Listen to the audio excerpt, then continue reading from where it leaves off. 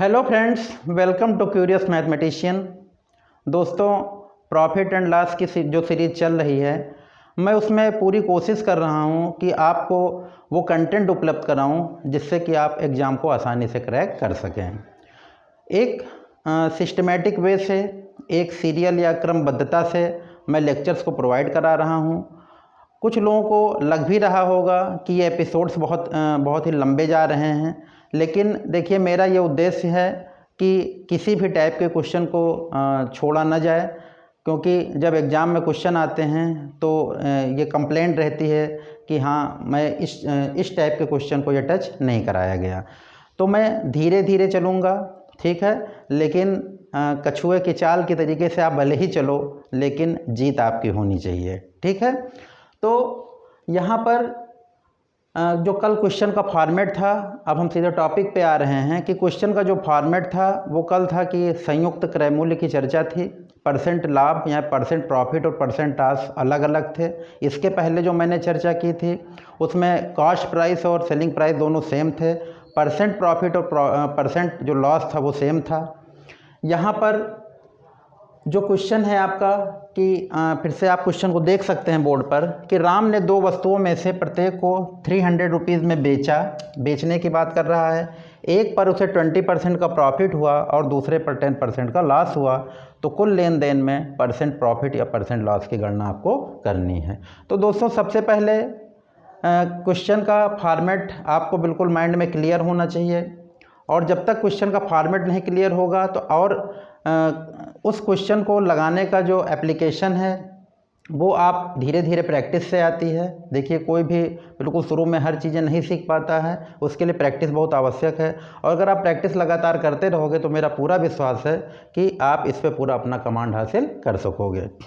तो यहाँ पर जो फॉर्मेट है क्वेश्चन का वो क्या है, 2 ऑब्जेक्ट्स हैं, मतलब 2 वस्तुएं हैं, और दोनों ऑब्जेक्ट्स के क्या हैं, आपके एसपी क्या हैं, आपके सेम हैं। तो पहली बात आपको ये क्लियर हुई कि 2 वस्तुएं हैं और जिनका सेलिंग प्राइस क्या है, वो सेम है।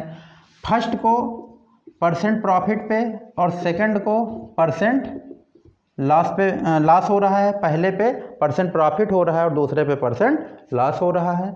और क्वेश्चन में आपको क्या करना है, टोटल पे आपको निकालना है परसेंट प्रॉफिट या परसेंट लॉस। ये आपका क्वेश्चन का फॉर्मेट है। तो आप वीडियो को बार बार देखिए, ठीक है, इससे आपकी पूरी जो क्वेश्चन की पोजीशन है वो पूरी क्लियर होगी।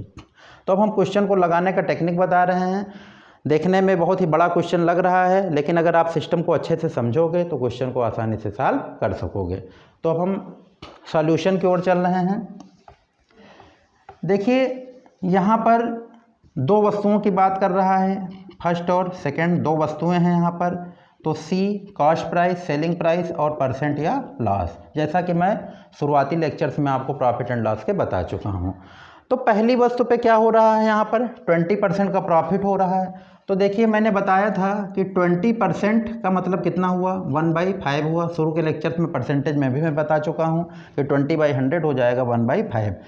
यहाँ पर जो फ्रैक्शन के फॉर्म में रहता है तो नीचे वाला ये कॉस्ट प्राइस है, 5 क्या है आपका कॉस्ट प्राइस है, और यहाँ पे 20% का प्रॉफिट हो रहा है, मतलब 1 रुपये का जो ऊपर वाला है, न्यूमरेटर वाला जो नंबर है वो 1 रुपये का लाभ हो रहा है। तो इसका मतलब अगर कॉस्ट प्राइस 5 रुपीज़ है तो आपका सेलिंग प्राइस कितना हो जाएगा, 6 रुपीज़ हो जाएगा। तो पहली कंडीशन में अगर कॉस्ट प्राइस 5 है तो सेलिंग प्राइस कितना हो गया आपका, 6 हो गया। इस पोजीशन पे आप देख सकते हो। दूसरी कंडीशन पे क्या हो रहा है, 10% की लॉस हो रहा है। 10% का क्या हो रहा है, लॉस हो रहा है। तो 10% को आप क्या लिख सकते हो, 1/10 लिख सकते हो। ये आपका कॉस्ट प्राइस है, और यहाँ पे चूंकि हानि हो रहा है, लॉस हो रहा है, तो एक यहाँ से माइनस हो जाएगा। तो अगर 10 कॉस्ट प्राइस है, कॉस्ट प्राइस है, तो सेलिंग प्राइस कितनी हो गई आपकी, 9 रुपये। तो बहुत अच्छे से आपको समझ में आ गया होगा। मैंने अपनी अपनी पोजीशन पे उसको रख दिया, first object and second object को। यहाँ पे 5 कॉस्ट प्राइस है तो सेलिंग प्राइस कितनी हो गई, 6 हो गई। और यहाँ पे कॉस्ट प्राइस कितनी है, 10 है, तो यहाँ पर कितनी हो गई, 9 हो गई। क्योंकि यहाँ पर देखिए +1 है तो 1, और यहाँ पर नीचे -1 है। क्लियर है। क्वेश्चन में देखिए आप क्या कह रहा है कि प्रत्येक को 300 रुपये में बेचा, मतलब दोनों का, प्रत्येक का मतलब हुआ कि the selling price of each object are same, मतलब दोनों वस्तुओं का जो सेलिंग प्राइस है वो क्या है आपका, सेम है। Selling price same of both objects, मतलब दोनों ऑब्जेक्ट्स का क्या सेम है आपका, सेलिंग प्राइस सेम है। तो सेलिंग प्राइस से में देखिए इस पैसे से हमें कोई मतलब नहीं है, हमको इसी को आधार मान के यहाँ पर उसको अप्लाई करना है। तो सेलिंग प्राइस आपको सेम करना है। तो यहाँ पर देखिए सेलिंग प्राइस 6 है, यहाँ पे 9 है। अगर इसको हम सेम करेंगे तो अगर हम इसको 9 से मल्टीप्लाई कर दें और इसको 6 से मल्टीप्लाई कर दें तो दोनों सेम हो जाएगा। तो जब यहाँ 9 से मल्टीप्लाई करेंगे तो सी में भी करेंगे, यहाँ 6 से मल्टीप्लाई किया है तो यहाँ पर 6 से भी मल्टीप्लाई करेंगे। ये मैं आपको शुरुआत के लेक्चर में बता चुका हूँ। तो यहाँ पर कितना हो गया, ये 54 हो गया और ये कितना हो गया, 54 हो गया। अब आपको यहाँ देखिए दोनों इक्वल नज़र आ रहे होंगे।